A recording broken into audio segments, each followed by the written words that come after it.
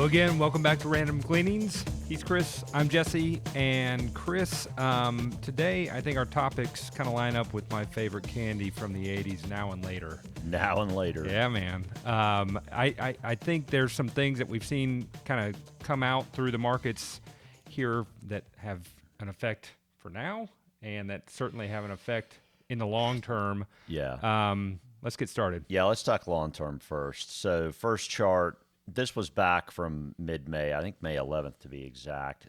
This is a chart of the NASDAQ for 30 days, and it was down 20% at that point in time. And if you look historically at this chart from 1971, I mean, it doesn't stay there for long. What's so interesting about this, if you look at this next chart on, looking into the past, I mean, in inflationary times, in non-inflationary times, back in the 70s, you saw 70s and 80s, you saw NASDAQ down 20, 25% in 30 days. What happened? I mean, it was pretty good over the next little bit. I think the takeaway is 1 month, 3 month, 6 month, 1 year, I mean, if you look at the average numbers on this chart, I mean, the 1 year numbers after hitting that 20% decline in 30 days they're pretty eye popping in all candor, with the exception of the .com bubble back in the 2000s. But even then, the numbers are still outstanding. And if you look at the percentage of times it was positive, that number grows as you get further out. So from the long term, I mean, there's some compelling possibilities here, right? I mean, I think that's right. Yeah, I think that creates, I would say for sure, if I am an accumulator, which I am. Yeah, like your 401k I mean, plan. my gracious, there's no reason not to at least be thankful here as an accumulator for what this decline represents probably moving forward. So, I mean, the NASDAQ has a lot of technology in it. If you're buying the S&P, it's somewhere between 30 and 45% technology. You've got to look across different sectors in order to get all of technology. Right. But if you look at the NASDAQ, I mean, it's mostly technology. That's right. I mean, there's some Pepsi and Starbucks in there, and maybe a little biotech, but I mean, it's mostly tech, right? That's right. So, I mean, if you're buying the NASDAQ 100, I mean, this tells you it's at least a reasonable time to continue being an accumulator. By the way, since this chart was put out, and the day is June 1st, by the way, the NASDAQ's up 6% in that time period. I mean, so it's lining up pretty well if things just kind of stay steady for the next few days for the 1 month return. In fact, doing better than the average has been over that time frame. So let's talk a little bit more about the now part of the candy, which is maybe potentially a little sour. That's how I remember it. That's right. So, okay, next chart. All right. So, look, this is a little bit wonky. I apologize for that. But I think it's important to get a feel for what's happening in the markets. Why are they so volatile? It's earnings. A lot of it's earnings. So this is a chart, and the numbers are going to change between these two charts just a tad. But the gist is, if you look at this chart, the blue lines are, hey, these are the earnings we've actually had, okay? And now we're getting into Q2 2022, Q3, Q4, et cetera. You can see the numbers ramp in terms of earnings expectations from analysts for the S&P 500, okay? Well, there's a lot going on in the world. Right. Rising interest rates, inflation, supply chain issues, et cetera. Not stuff that is new to the conversation, but does that put these numbers in danger at all? That's the big question. So next chart, you can see I have circled here in red the estimates for Q3 and Q4 2022. And they're a fair amount higher than they are from Q1. Q1 was about $54 a share, or $54 for the entirety of the S&P. If you go back to Q4 2021, the number was about 55 and change. So earnings were off a little bit, for Q1. Right. Okay. All right. So you add all those up for the year and you get a total of about $229 earnings for the S&P. So May 31st, the market closed at 41.32. So if you divide 41.32 by 229.65, you're going to get 17, 18 times earnings, right? Well, so what? Tell me about the rule of 20.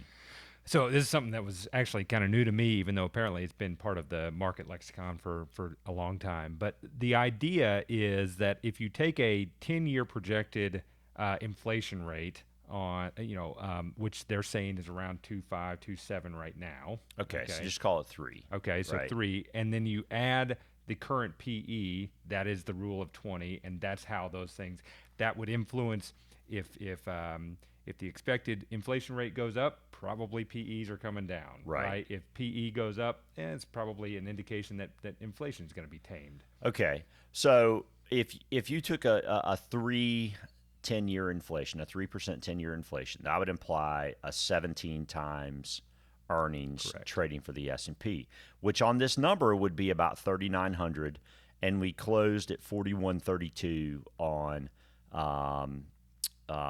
the May 31st, right? Okay, so is that lower? Yes, but I mean it's at least in the ballpark, In range, right? Mm-hmm. Okay.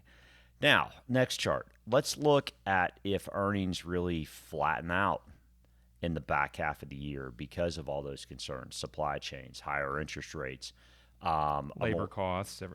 inflation, labor costs, a more challenged consumer.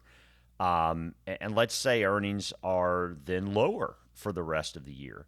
That would imply we've got kind of a higher price to earnings multiple on stocks right now, closer to 19 instead of 17, 18. And that would mean in the same projection that the S&P would have to be lower, right? I mean, if the market works as a discounting tool for future expectations, then yes, one would expect that the rational investor would not buy it at current prices. That's correct. So, all right. So we talked last time about some positivity. I mean, again, if we do happen to already be in recession, which, is still in question, we won't know that for a while, then obviously you got to start putting on your hat for, hey, how do we get our buy list ready for the future? Because markets bottom before. I still think that that's completely valid. I really do.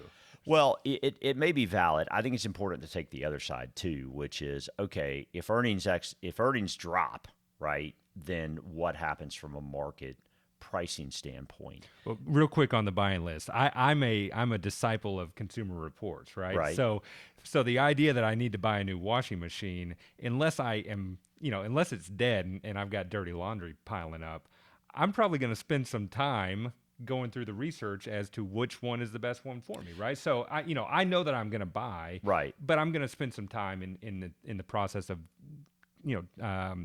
whittling out the things that I want. I too am a Consumer Reports guy. In fact, Consumer Reports told me that you buy mattresses in the month of May because that's the most discounted time. You call me Homo economicus all the time. Guess what?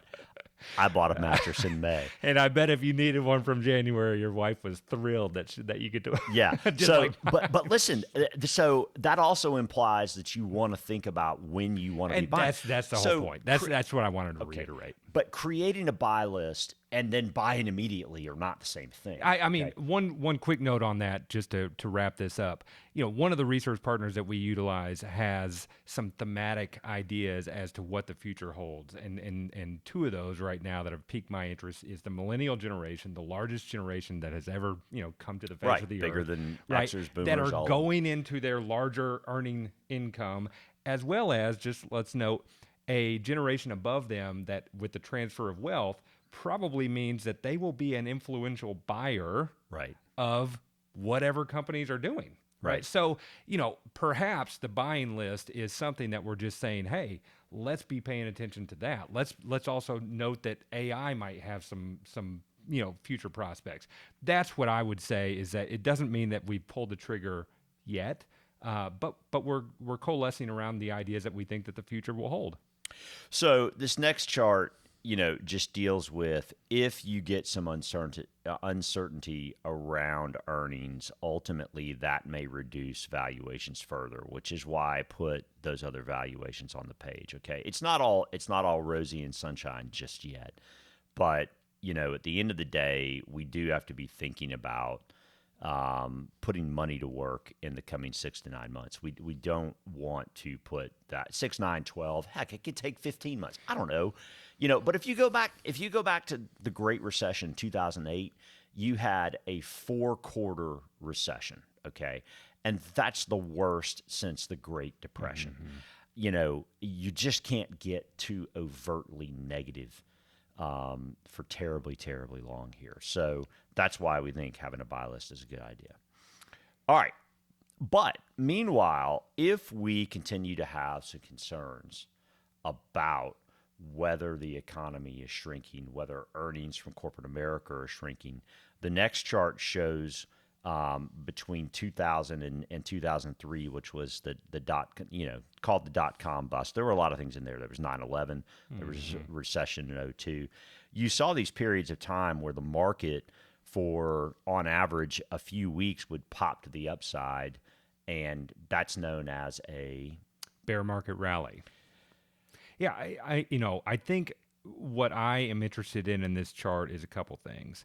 One, I think sometimes after a sell-off, especially in the recent market that we've experienced for the last, call it 5, 6 years, is we've seen that V-shaped recovery where markets sell off. COVID was the prime example of that. Market sold off 30% in 25 trading days, 19 trading days, fast. whatever it was.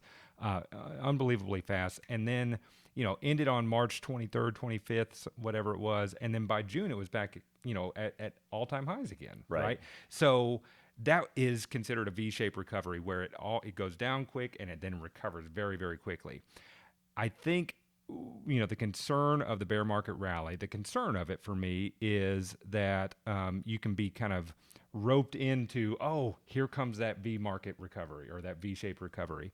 I think the concerns that you've expressed in regards to PE multiples and what the future may hold there has us a little more cautious. And yet, if we can go all the way back to that NASDAQ chart, there's reasons to say, hey, at these levels, is there some reason to think that there might be a little uptick right here? Right. So it's a matter of, again, to me, gathering all the data you can and trying to make the most informed decisions for, and this would also support, a trading range that we've talked about some earlier in the year. Yeah. I mean, there's some moments in time where you take a shot, right? That's right. And try to make some profit in what appears in the now to be. In the now. That's exactly right. To be a bit of a trading range. While kind staying of nimble, right? And precautionary about the longer term kind of concerns that we've expressed. So yeah, I think that this is very interesting and actually kind of gives you some idea as to where we think that this market's kind of grinding through right now. Right. All right. So next topic. Today marks an auspicious day for the Fed. It is the beginning of quantitative tightening. Quantitative tightening. We have heard, and you all have probably heard a lot about quantitative easing. There's been a lot of criticism over time. I think we enjoy it when it's happening, and then as ramifications of inflation starts to rear its ugly head, people start to say, the Fed really went out of their way to cause this problem. Quantitative tightening is doing the exact opposite, right? In that they, just for clarity, my understanding of it in this cycle is that they are not selling bonds. They are just allowing letting them fall off the balance sheet. Bonds to mature and fall off the balance sheet, right. not replacing them, right? But that also means there aren't buyers. I mean, they're not a buyer. And that's the big caution for me, is that they have been for some time the buyer of last resort in creating liquidity at the long end of the curve. So you had a quote in here on the next chart that I thought was useful. Will you share that? Yeah. This came from a Reuters article. The risk is the market is unable to absorb the additional supply, and you do have a big adjustment in valuations. We will still see more long end supply than we did pre-COVID for quite some time. So all else being equal, that should pressure rates a bit higher and the curve a bit steeper. Okay, so we've got a chart in here that's got the Treasury yield curve. And the first thing I notice is, you get almost the same amount of yield for a 2 or 3 year bond as you do a 10-year bond, heck, even a 30-year bond. So let me ask you a question then. Sure. If rates go up on the long end, as that quote kind of implied, what happens to the value of the bond that I own that has that longer term maturity? So in our case, we've got bonds on the shorter end, right? That's right. But I'm saying, just help me understand that the relationship of yields going up. Yeah. Right. And, yields go up equals price goes down. So to your point, owning the nearer term, shorter duration bond for the trade-off of the yield that you're getting seems like the right thing to do in this environment. I mean, if you're going to get 80-90% of the yield but have less of the waves, it makes more sense to be on the shallow end of the pool.